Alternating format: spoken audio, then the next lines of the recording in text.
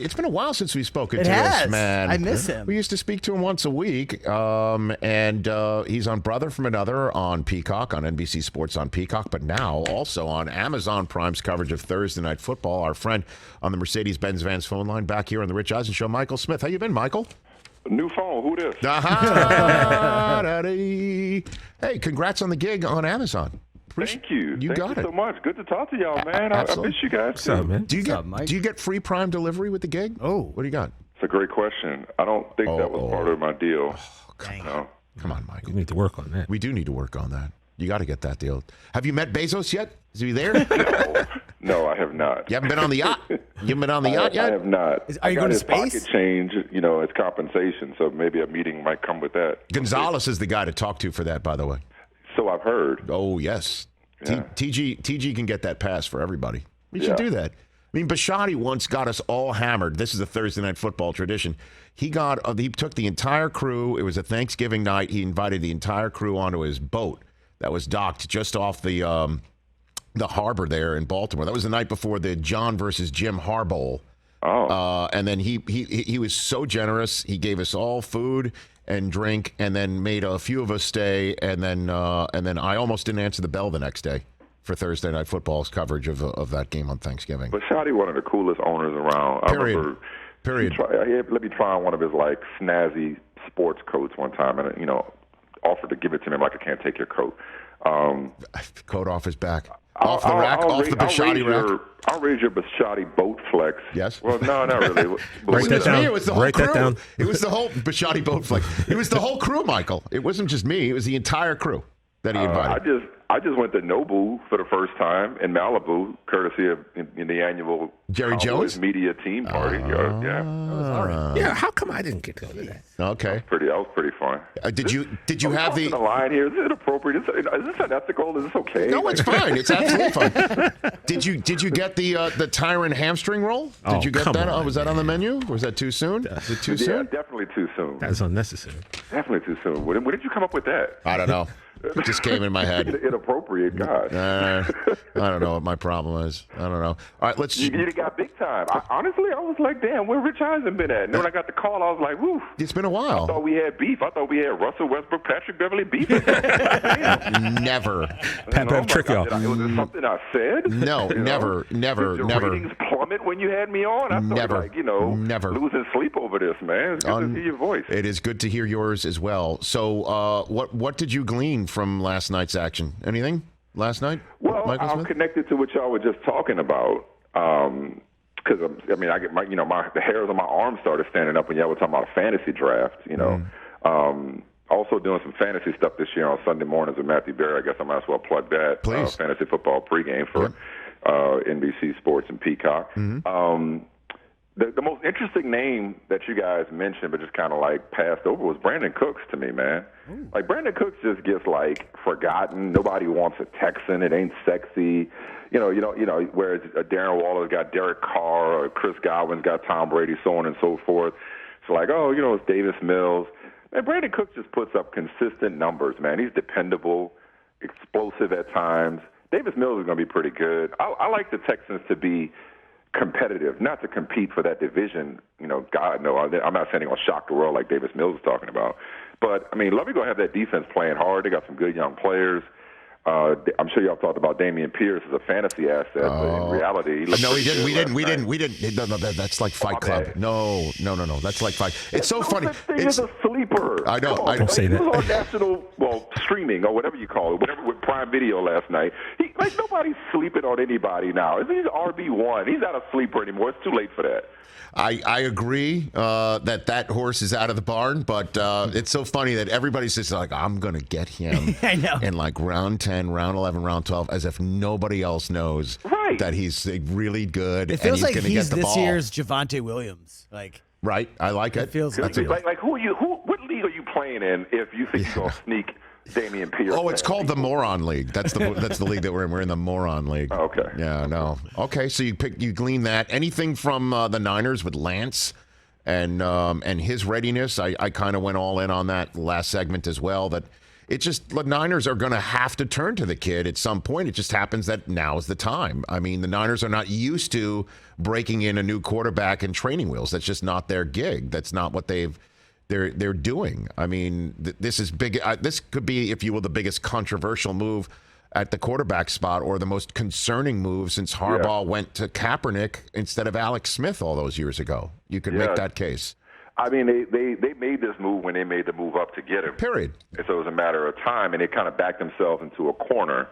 And, you know, setting aside the awkwardness of the Jimmy Garoppolo situation, just now that it is Trey Lance's team, you know, that position, traditionally, they're not used to being patient with in San Francisco, given the rich history of quarterbacks there.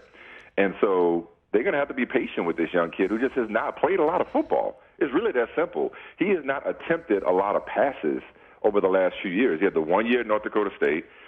Then he had the one game for the COVID-shortened season. And then he more or less had a redshirt season last year. Like, you know, there are some aspects of his game that is just going to take some time to develop. I was in the green room last night with my new teammate, Ryan Fitzpatrick, and his head exploded. There was a throw that Lance had over the middle that was just it was just fundamentally poor. It was a completion, but the receiver shouldn't have the opportunity to run. This is for a team that I believe was at the top of the league lead when it comes to yards after the catch for its wide receivers. They thrive off of yards after the catch in that offense. And he just threw it was a poorly placed throw that did not allow the receiver to make as much of a play as he could have had it been a more accurate throw. He's just got a long way to go for a team that has for the last few years, when healthy, has had a Super Bowl roster around it, to say nothing of the issues along the offensive line.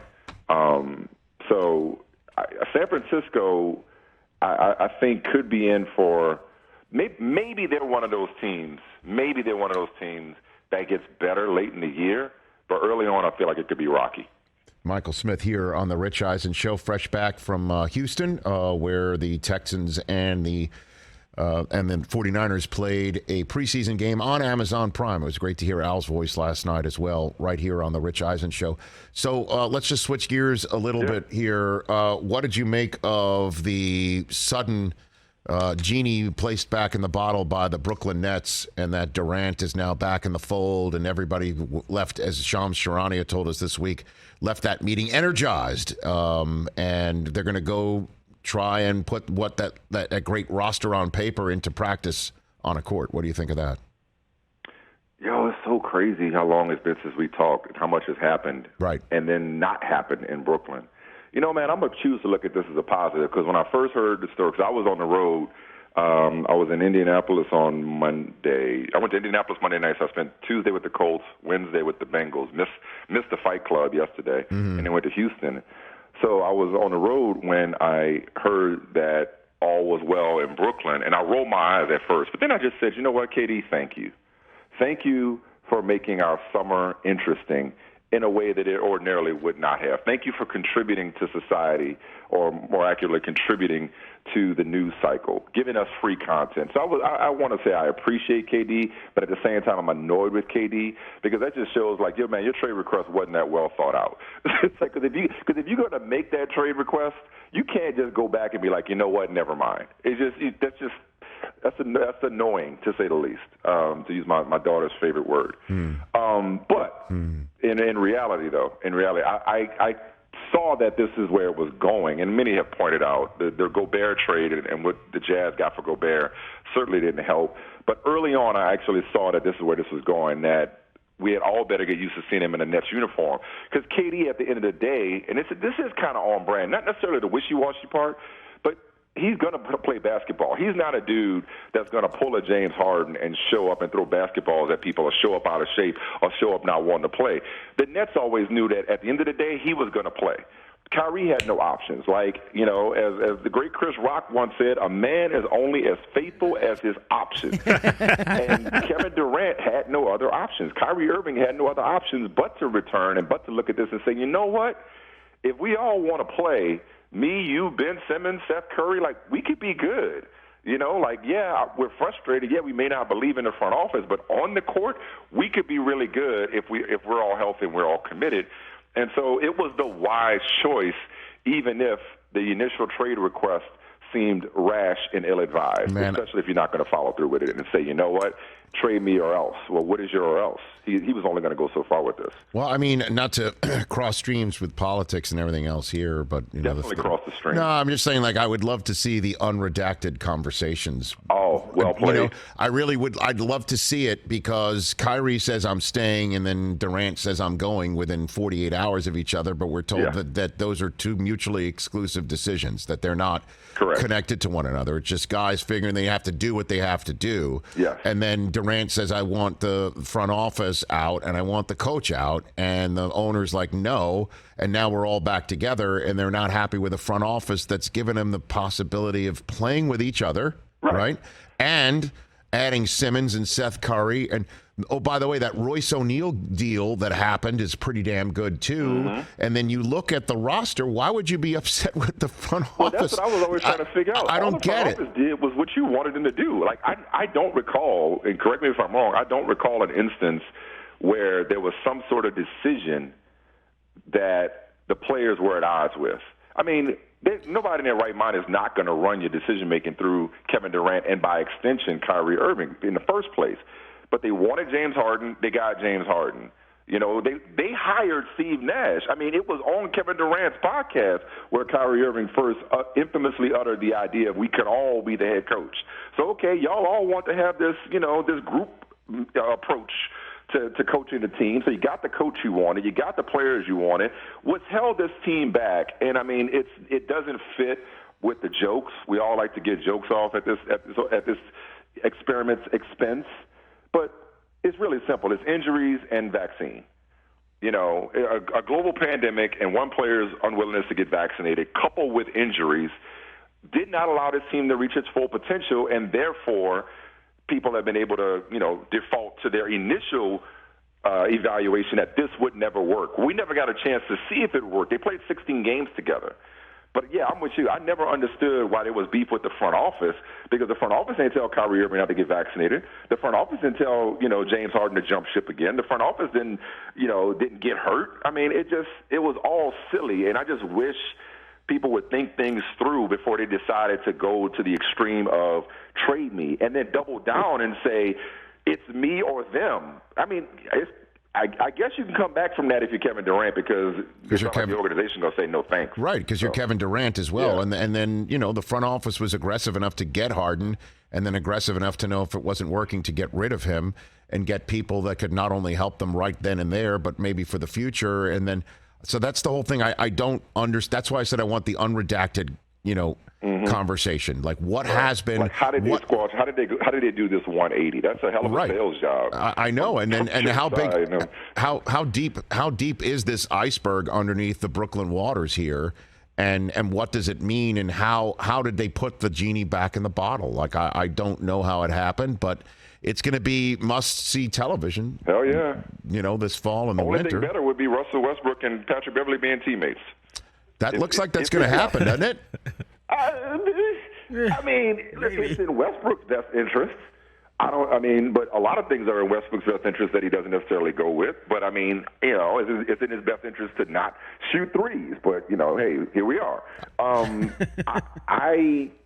If I were Russell Westbrook, but I'm also older and I'm wiser, if I were Russell Westbrook, I'd say, you know what, damn 2013, man. You know, you did something dirty, you hurt my knee, it cost me the Thunder. But, like, in the here and now, this team just got a lot better. This team made the best of a bad situation. That front office had made some ill-advised personnel decisions and yet salvaged it with the perfect catch-and-shoot, 3-and-D, role-playing, tenacious irritant that it needs, right? And so if you're Russell Westbrook, your career, you're on the verge of being John Wall. Now, John Wall has since recovered and landed with the Clippers, good for him, but you're on the verge of being John Wall. So your options are, we could send you home, we could trade you, or you could fully embrace setting aside this beef and playing with this guy. Now, it's not totally up to him, because it's still in the organization's best interest to trade Russell Westbrook, you know, and get younger, better role players. Because that big three, everybody need a big three. That's just a big two in LA. They need a big two and some pieces. But if you're Westbrook, I'm begging to play for Darvin Ham, stay with LeBron James and Anthony Davis. I'm squashing that. I'm grilling up that beef and eating it with Patrick Beverley and trying to make the most of playing with the Lakers. Else you may get shipped to someplace like, I don't know, Indiana or something like that. No disrespect to Indiana. I just left there. Well, I mean, I know the biggest head scratcher for me this entire offseason for the NBA was Westbrook's longtime agent breaking up with him, or they broke up together, and he sends out a statement saying, I told Russ he should stay put rather than be somebody else's salary cap saving 1 year and done acquisition. That's not his that's not what his legacy should be. He should stay put, buy whatever Darvin Ham is selling, and so I'm out, meaning Russ wants out. Like, what is that what that is? Like, that one was, I don't recall an agent ever sending something out like that about his star player. You know what the truth of the matter is, man? These dudes don't be knowing what they want. They're grown-ups, but they don't know what they want half the time. They don't even know. And I think the consistent pattern with a lot of these mercurial superstars is that they haven't thought these things through. They're acting emotionally. They're acting irrationally. And so many of them, and it's part of what I love about the NBA. I love that players have so much power. But when players have that much power and don't think about the long term or have pride and ego and so on and so forth, it gets emotional.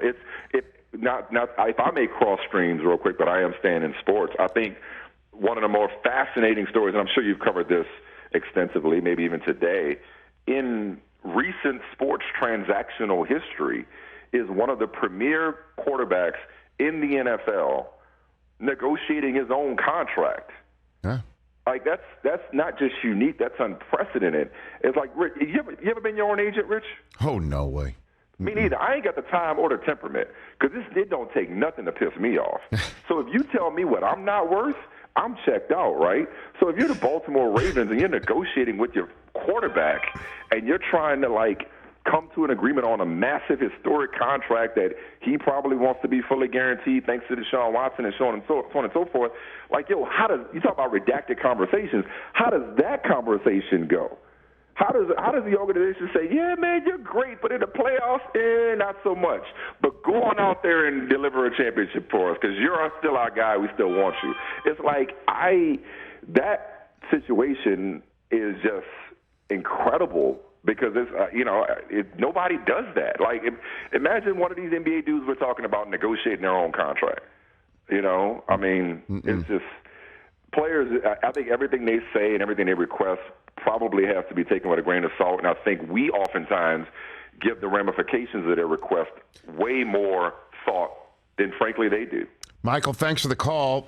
So are you on the road every Thursday? That is the plan, my friend. All right. That is the plan. I'm racking up the miles. I'm back in my element. I'm shaking hands and kissing babies, and I'm having a good time, man. I'm having a good time with Amazon and all good, but this made my week catching up with you, man. Right back at you. Well, let's do this. Let's do this. Stop. Let's do this more often. I know you're in Kansas City for the opener of Thursday Night Football on Amazon. Chargers and Chiefs. How huge is that game going to be? Maybe we'll check in after that one as well on a couple Fridays. Let's do it. Hey, good luck with this fantasy draft. And anybody need advice?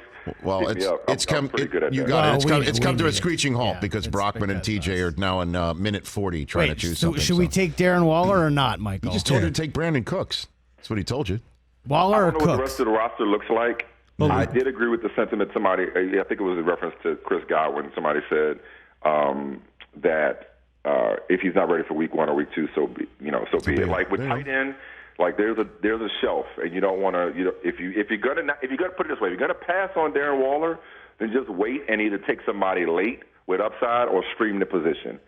So we can't stream the position. Waller, take him. But if you're going to pass, don't start reaching for a tight end saying, oh, I got to get a tight end. No, you don't. All right, let's bolt. Thanks for the call, Michael. Greatly appreciate it. Let's chat in a couple weeks, couple Fridays. Good. All right, Mike. That's Michael Smith right here on the Rich Eisen Show.